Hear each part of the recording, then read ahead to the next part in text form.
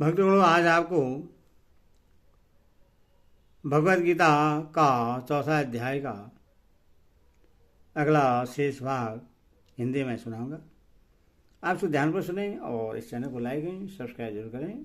कृष्ण भगवान आपका कल्याण करेंगे। सुनिए।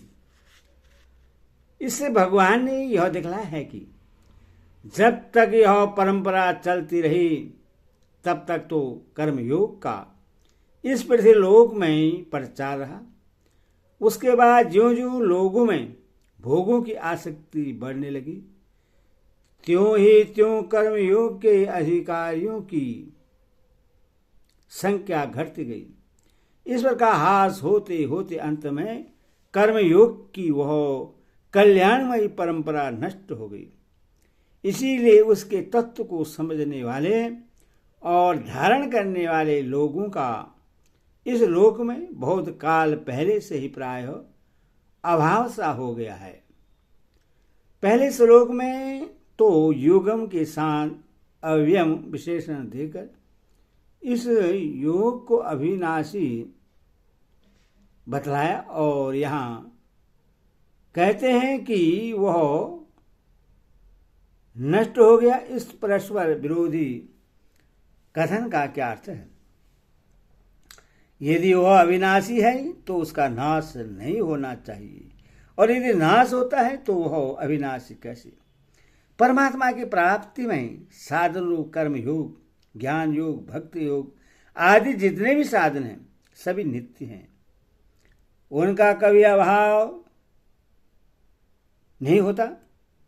जब परमेश्वर नित्य हैं तब उनकी प्राप्ति के लिए उन्हीं के द्वारा निश्चित किए हुए अनादि नियम अनित्य नहीं हो सकते। जब जब जगत का प्रादुर्भाव होता है तब तक भगवान के समस्त नियम भी साथ ही साथ प्रकट हो जाते हैं, और जब जगत का प्रलय होता है उस समय नियमों का भी तिरोभाव हो जाता है, परंतु उनका अभाव कभी नहीं होता।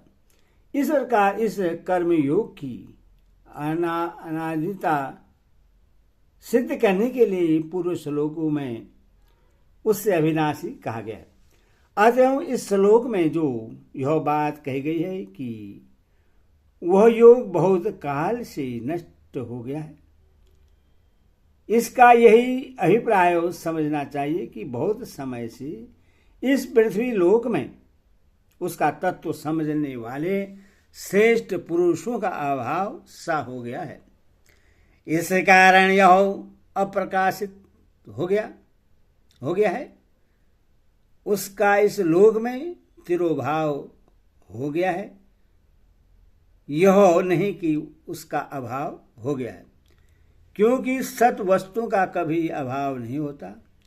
सृष्टि के आदि में पूर्व श्लोकों के कथनानुसार भगवान से इसका प्रादुर्भाव होता है, फिर बीच में विभिन्न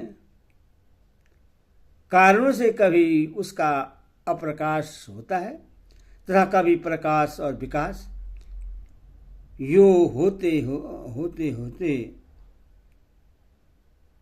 प्रलय के समय वह अखिल जगत के सहित भगवान में ही विलीन हो जाता है। इसी को नष्ट या अदृश्य होना कहते हैं। वास्तव में वह अविनाशी है, अतः उसका कभी अभाव नहीं होता। तू मेरा भक्त और प्रिय सखा है, इसीलिए वही यह पुरातन योग आज मैंने तुझको कहा है, क्योंकि यह बड़ा ही उत्तम रहस्य है, अर्थात गुप्त रखने योग्य विषय है। तू मेरा भक्त और सखा है, इस कथन का क्या भाव है? इससे भगवान ने यह भाव दिखलाया है कि तुम मेरे चिरकाल के अनुगत भक्त और प्रिय सखा हो। अतः तुम्हारे सामने अत्यंत रहस्य की बात भी प्रकट कर दी जाती है। हरेक मनुष्य के सामने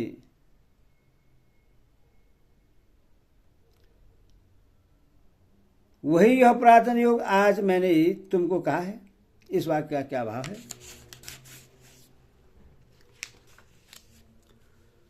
इस वाक्य में स एवं और पुरातन इन पदों के प्रयोग से इस योग की अनादिता सिद्ध की गई है।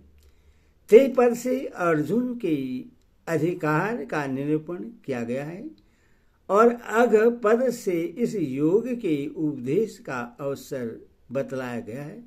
अभिप्राय यह कि जिस योग को मैंने पहले सूर्य से कहा था और जिसकी परंपरा अनादिकाल से चली आती है, उसी पुरातन योग को आज इस युद्ध क्षेत्र में तुम्हें अत्यंत व्याकुल और शरणागत जानकर श्लोक की निवृत्ति पूर्वक कल्याण की प्राप्ति कराने के लिए मैंने तुमसे कहा है। शरणागति के साथ साथ अंत स्थल की व्याकुलता भरी जिज्ञासा ही एक ऐसी साधना है जो मनुष्य को परम अधिकारी बना देती है। तुमने आज अपने इस अधिकार को सचमुच सिद्ध कर दिया। ऐसा पहले कभी नहीं किया था।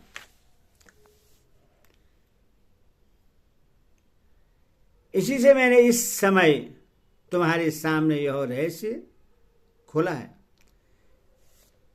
यह बड़ा ही उत्तम रहस्य है। इस कथन का क्या भाव है?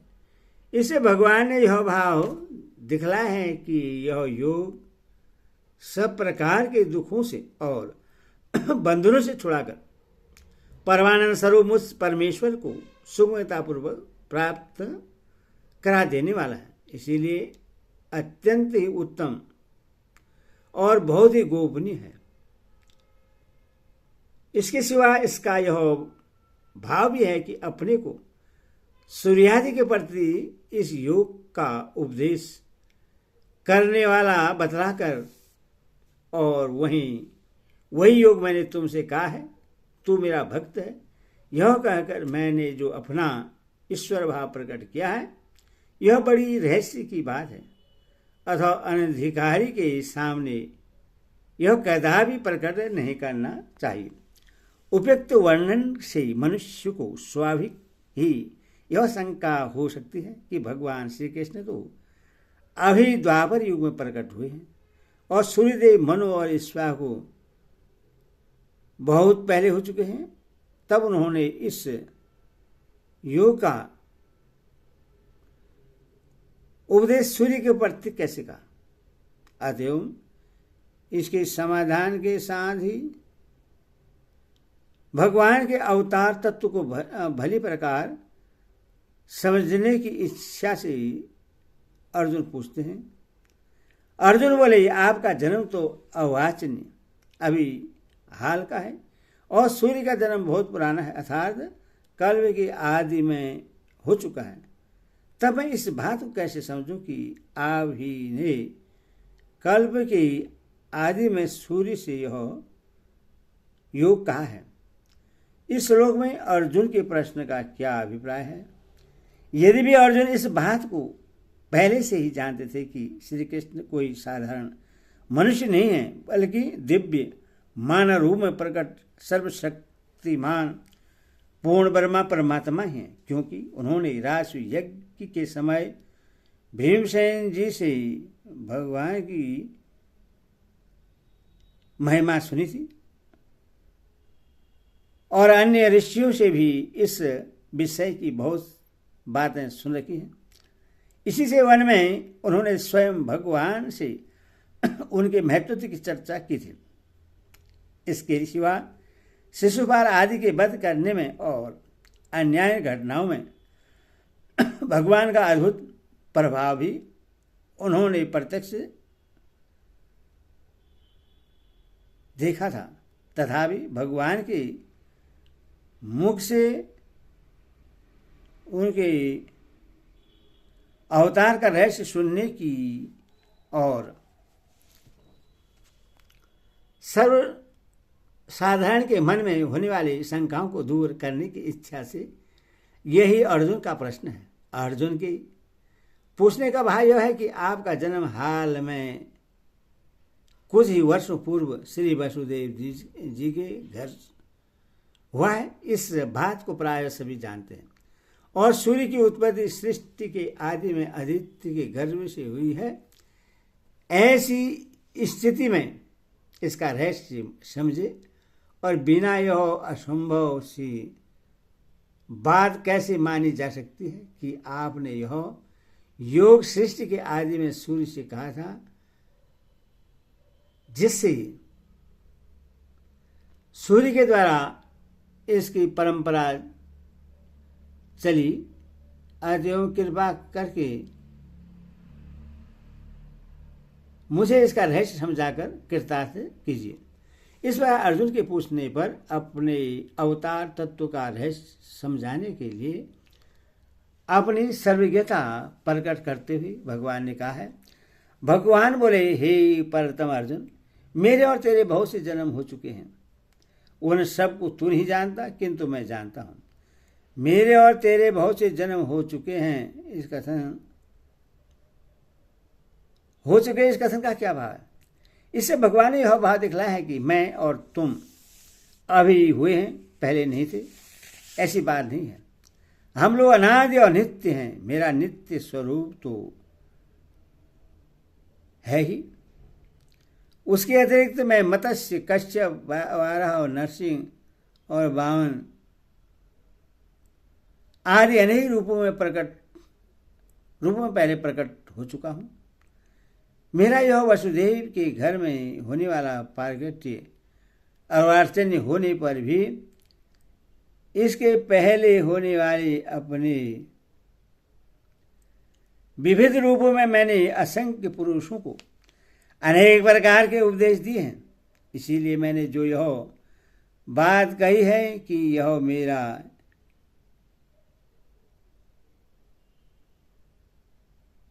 बात कहे कि यह योग पहले सूर्य से मैंने ही कहा था। इसमें तुम्हें कोई आश्चर्य और असंभावना नहीं माननी चाहिए। इसका यही अभिप्राय समझना चाहिए कि कल्प के आदि में मैंने नारायण रूप से सूर्य को और योग कहा है और योग कहा था। उन सब को तू नहीं जानता, किंतु मैं जानता हूं। इस कथन का क्या भाव है? इस कथन से भगवान ने अपनी सर्वज्ञता का और जीवों की अल्पज्ञता का दिग्दर्शन कराया है। भाव यह है कि मैंने किन किन कारणों से किन किन रूपों में प्रकट होकर किस किस समय क्या क्या लीलाएं की हैं, उन सबको तुम सर्वज्ञ न होने के कारण नहीं जानते। तुम्हें मेरी और अपने पूर्व जन्मों की स्मृति नहीं है। इसी कारण तुम इस प्रकार प्रश्न कर रहे हो। किंतु मुझसे जगत की कोई भी घटना छिपी नहीं है। भूत, वर्तमान और भविष्य सभी मेरे लिए वर्तमान है। मैं अभी जीवों को और उनकी सब बातों को भली भांति जानता हूं, क्योंकि मैं सर्वज्ञ हूं।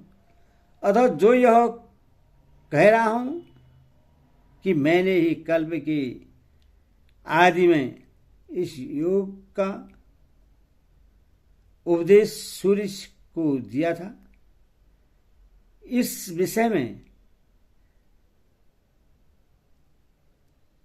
तुम्हें किंचित मात्र भी संदेह नहीं करना चाहिए।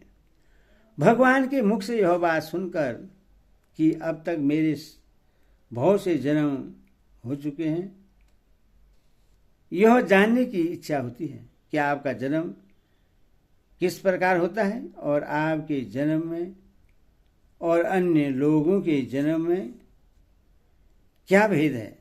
अतएव यह बात को समझाने के लिए भगवान अपने जन्म का तत्व बतलाते हैं। हरि ओम तत्सत। हरि ओम।